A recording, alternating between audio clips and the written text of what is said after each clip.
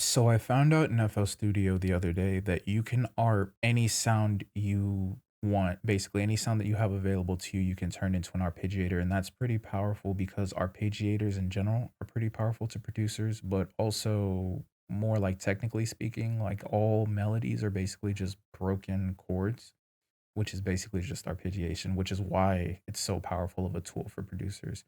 So today I'm gonna just show you like what I discovered basically. So the first thing I'm gonna do is build a basic chord progression. So let's just go to FL keys. We can open this up and we can just go to like C minor to start. Can duplicate over. Right, and then maybe something like this. And then maybe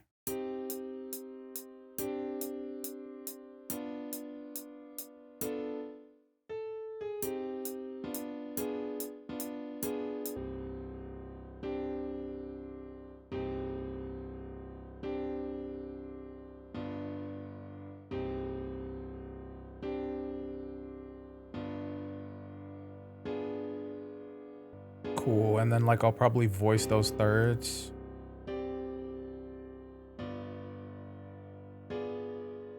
Awesome. So the way you actually get to the arpeggiation functionality is you'll go to any instrument that you're in. So right now we're in FL keys and you'll click this little gear icon and it'll bring down a little sub menu where you'll see a plug and a wrench. What you want to do is make sure you're in the wrench menu and you want to go to this console, which is the arpeggiator console. There's a bunch of macros that you can tweak. So let me know if you want like a channel rack tutorial because it's actually very, very cool. It's a whole VST, bro. It's actually kind of crazy.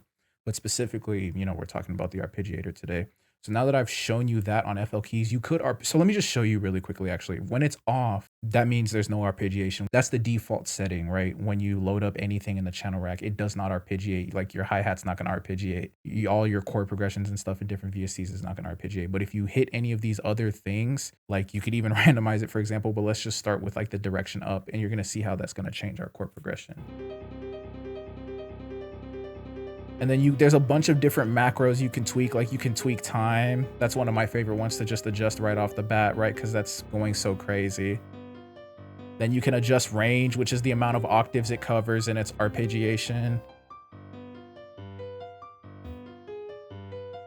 You can bounce it up and down off the upper limits of your lowest and highest chord. There's a bunch of different things you can do. So really just play around with the actual macros just inside of this arpeggiation console. So what I'm going to do now is I'm just going to go find a couple of patches in repro that I like, build out a quick melody just so I can kind of demonstrate to you how powerful this really is. So boom, now we're in the repro miscellaneous functions tab, which is where we're going to find the arpeggiator. So first thing we'll do is just turn it on and we'll go find a patch we like, honestly.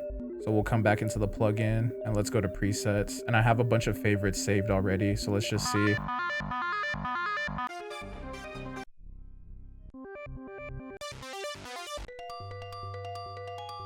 That's actually hard. So perfect. So we'll come back into the arpeggiator. The first thing I'm going to do again is just tweak that sound, that time, and maybe the range a little bit.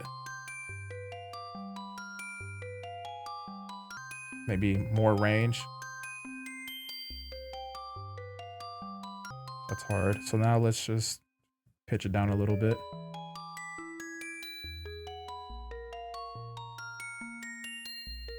Maybe we can pitch the top line down.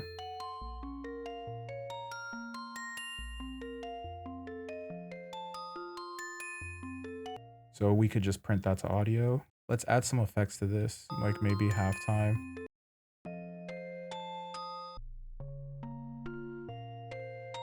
That's dope. Maybe some EQ.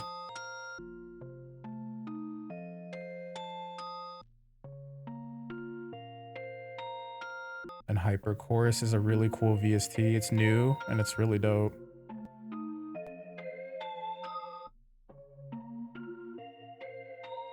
And what I'm going to do is I'm actually going to take this and pitch it down one octave. And then I'm going to take this, make it unique, and then reverse it and pitch it up an octave. And then I'm going to like slice it and put it in reverse. Okay, maybe some origin.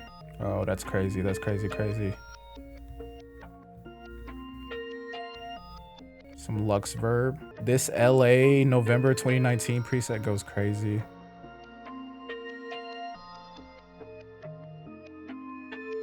Cool. And then we can bring repro back in and let's just see, like, maybe we can add like one more melody. So we'll come back into the plugin and let's just find like another cool patch. That's sounding crazy. Okay, so what I'm gonna do is I'm just gonna export that as audio too. Some RC20 on there.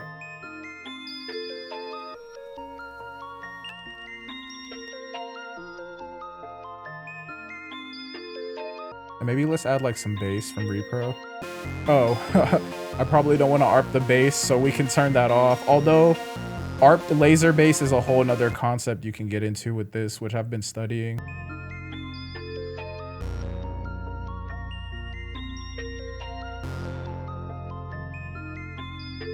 Cool. And then let's lay down some drums.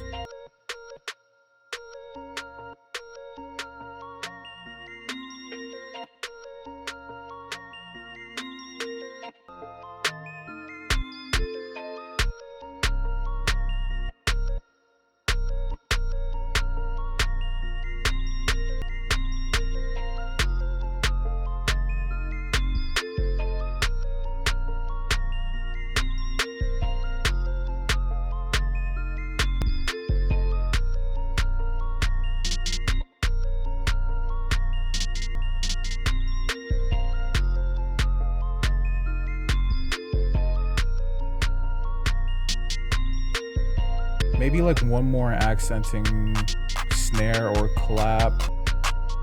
No, I kind of want to use that for like layering. So let's see. Yeah, that's dope.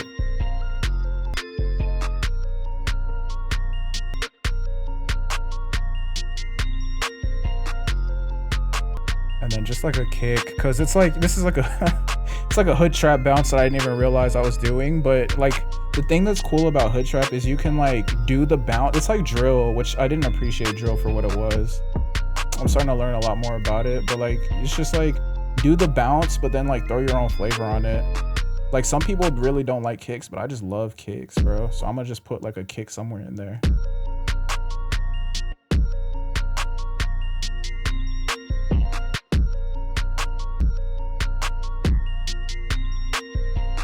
Yeah, I think I like that.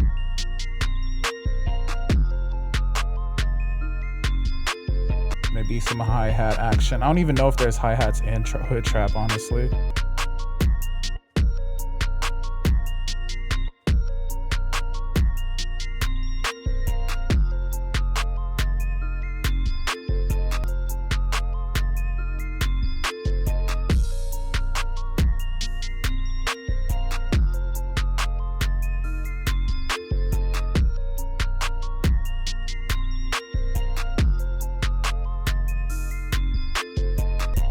Stereo on that 808.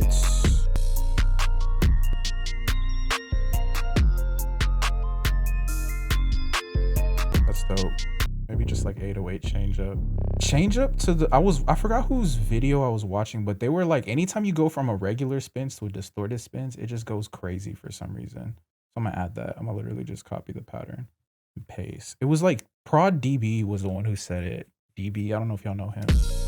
I was watching a video he was in and he said it, and it was like, it was a good tip, bro. It's just good for energy.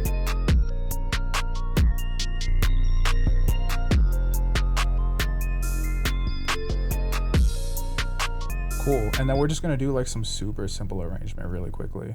So let's do that right now. Oh, that's hard.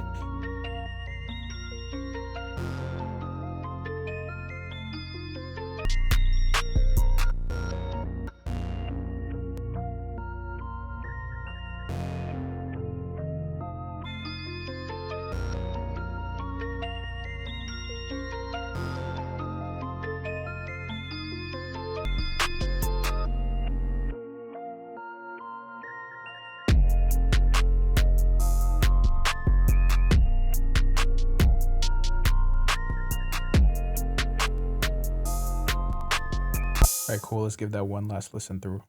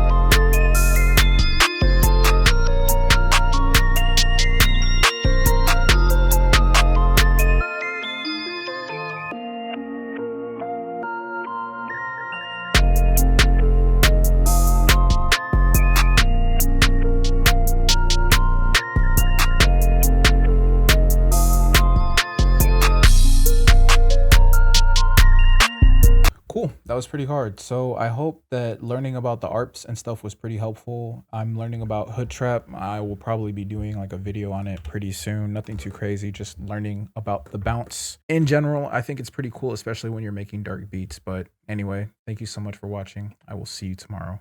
Peace.